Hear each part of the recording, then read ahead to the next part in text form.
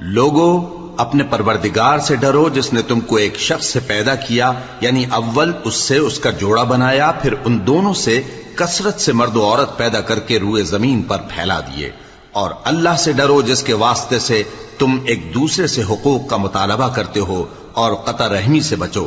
کچھ شک نہیں کہ اللہ تمہیں دیکھ رہا ہے۔ اور یتیموں کا مال جو تمہاری تحویل میں ہو ان کے حوالے کر دو، اور ان کے پاکیزہ اور عمدہ مال کو اپنے ناقص اور برے مال سے نہ بدلو، اور نہ ان کا مال اپنے مال میں ملا کر کھاؤ کہ یہ بڑا سخت گناہ ہے۔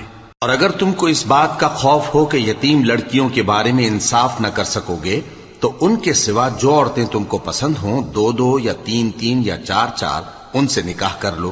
اور اگر اس بات کا اندیشہ ہو کہ کئی عورتوں سے انصاف نہ کر سکو گے تو ایک ہی عورت سے نکاح کرو یا باندی سے تعلق رکھو جس کے تم مالک ہو۔